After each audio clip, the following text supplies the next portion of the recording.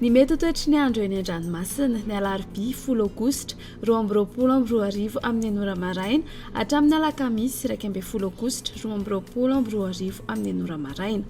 Misy andrano vaventy avy any atsimo atsinanana izay vinavinaina ikasika ny morontsiraka avaratra atsinanana manomboka raha ampitso alarobia.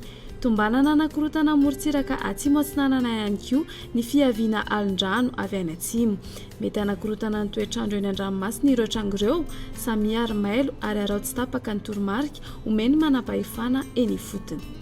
Ho an'ny morontsiraka atsinanana Kapitambra hatrany Kapesta anorana malefaka avy atsimo atsinanana ny rivotra ka ho 20 hatramin'ny 470 km isan'ora hahatratra 510 km isan'ora ny manakaiky ny Kapitambra.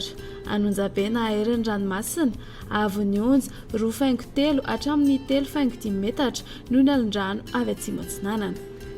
Kapesta hatrany Manoro anorana malefaka avy atsimo atsinanana ny rivotra ka ho 9.10 hatramin'ny 20 km isan'ora hahatratra 7.30 km isan'ora izany indraindray.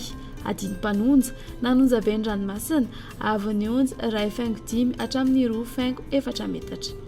Manoro hatrany Taolagnaro anorana tandrifondrahona avy atsinanana na avaratra atsinanana ny rivotra ka ho 9.10 hatramin'ny 20 km isan'ora hahatratra 7.30 km isan'ora manakaiky ny Taolagnaro. Anonjaben'ny ranomasina avy onja mandinina ny 2.10 metatra. Taolagnaro hatrany Sainte-Marie omaina ny andro ho avy avaratra atsinanana ny rivotra ka ho 7.30 hatramin'ny 5.10 km isan'ora. Anonjabena aerin'ny ranomasina avy onja 2.4 hatramin'ny 3 metatra.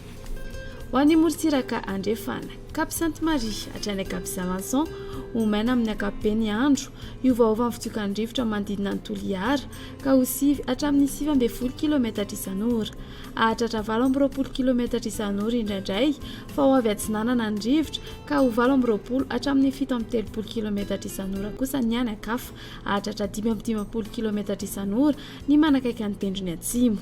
Anonjaben'ny ranomasina avy onja 1.5 hatramin'ny 2 metatra. Cap Saint-Vincent hatrany Cap Saint-André ibalika ny masoandro iovaova ny fitsiokan'ny rivotra ka ho 9 hatramin'ny 9.10 km isan'ora. Adiny mpanonja ny ranomasina avy onja ho latsaky ny 4.5 hatramin'ny 1.2 metatra. Cap Saint-André hatrany Analalava ibalika ny masoandro avy atsimo atsinanana ny rivotra ka ho 9.10 hatramin'ny 20 km isan'ora hahatratra 7.30 hatramin'ny 5.70 km isan'ora ny manakaiky ny Analalava. Adiny mpanonja nanonjaben'ny ranomasina avy onja ho latsaky ny 1.10 metatra. Analalava hatrany Kapitambra andrahoana mitsitokotoko avy atsimo atsinanana ny fitsiokan'ny rivotra manakaiky ny tendrony avaratra ka ho 7.30 hatramin'ny 4.70 km isan'ora.